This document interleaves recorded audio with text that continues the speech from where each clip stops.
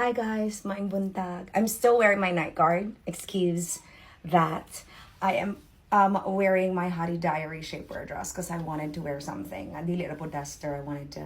I know the weather is too gloomy, but wala lang. But himon sa nako nigpambalay kasi ganahan ako. I wanted to take a hot shower, but it was just too cold. Wala biya ko'y kauban mo shower, so mauna. Wa na lang sa. Maybe taod-taod. Magpainit sa kog mga duha ka takuring tubig. Anyway, it has been confirmed nga gidaot gyud sa inyong idol, si Mama Jana. I read the text messages that was sent to her, and I confirmed it for myself. And the first reaction is, of course, to get mad. But at the same time, what do I get from getting mad at a person that is not a part of my life? Diba? Kaya gi-block naman ako siya lahos. And for those people who were like, oh, na video pa magani ka sa iya sa una. Exactly. Because she called me first through Mama Jana. Kaya gusto siya makigstorya, kay ganahan daw siya nako. And so she called me. I was on vacation with my family in Candaya. Nanawag na siya. No? Unya, Mom, makikita kita mga tutag bantayan, Mom. Ana. So, of course, I love Bantayan. I have friends in Bantayan. So ni anak ko, yes, of course, let me host you. So I called Mangani Dayon, my friend in Bantayan, which is Const JP Lau. Anak ko niya nga, it would be a good idea to, to host her because lagi na, she's visiting and it would be good for the tourism of Bantayan to promote it even further. Ni anak ko. And what did your idol do? Diba? Pagawas niya, nga ako yung nakikonnect niya. Oh my God, how funny. Then, gipagawas niya na, kana bang ako may gusto makig-uban niya. When in fact, I was on vacation. And with people like that, they come and go. And I knew for a fact that she wasn't sincere. Motayan ako ni Mama Jana, kaya sara. Whatever will be, will be. And then, fast forward to now. Niya na paganit ko sa ilahaw, katong nag-uban sila niya na ako, be careful. Because I can smell that she will take all of the benefits but never properly thank you for it. And here we are. And for me, iya kong gilibak, wa pa ko niya na-meet. So, ang ako reaction, di na ko siya dauton. Diba? Because rotten fruit will fall by itself. Ako lang siyang i-block lahos. I did not want to have her energy around me. And I didn't have to be pressured to put on a show. Kaya kung di ko ganahan, di ko ganahan. And besides, she went to see people I do not like as well. And see what happened there. Iyas ang gilibak. So at least ako, I am safe from all of that. And then I realized po na ako, anak ko ni Mama Jana, you are still Jana Fernan even if there's one dissatisfied client. And besides, mag-dissatisfy pa siya nga, dito ra siya nahimong mahalon when ikaw ang nag-makeup niya. Diba? Nga ni guwapa siya. She looked elegant sa makeup ni Mama Jana because that's Mama Jana's work. That's Jana Fernand's work. And it simply made me react the first time because of course panginabuhian na sa akong amiga ang iyahang gidaot. Diba? But then I realized na isa ka di ganahan niya, na 1 million kabuok ang ganahan kaayo because sought after makeup artist ang ako ang amiga. Amiga na nako daan sa kalisod og sa kalipay ever since 2021. So siya'y nawadaan, dili si Mama Jana. So muna siya guys, sa kalami po sa akong life karon, my God.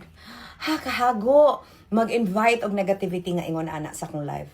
And besides, kana nahitabo sa iya karon, nahitabo biya na sa kuha kay daot biya taong ko sa akong very wonderful ex-husband. And I'm so grateful that he did that as well. Because nawala ang pila ka pounds sabay niya ug sabay sa negativity aning balaya, so there is no more demonyo. And then I simply glowed. Then I'm the problem, di ba? Ingon ana manggod na, you know you're the problem when pagkawala nimo sa life ng mga tawhana, they become better. So di ba? Ingana na manggod na, that's how easy it is. Ako, I don't need to defend myself. I'll just continue to be this. I'll just continue in my glow up. I will focus on the trips I'm about to have. I'm gonna focus on the people that love me and choose me. And I'm gonna focus on my teeny tiny circle of friends. Diba? And that's it. Life is great. projects are coming, opportunities are coming, trips are coming, and ingana lang. Pretty, ganda-gandahan lang ang laro. Ingana ra gud oy. Kay, you know, if we are going to focus on the people that do not like us, nothing will change. We won't change. I won't change sa mga di ganahan ako. Ako lang grateful lang yun kay ko sa nahitabo.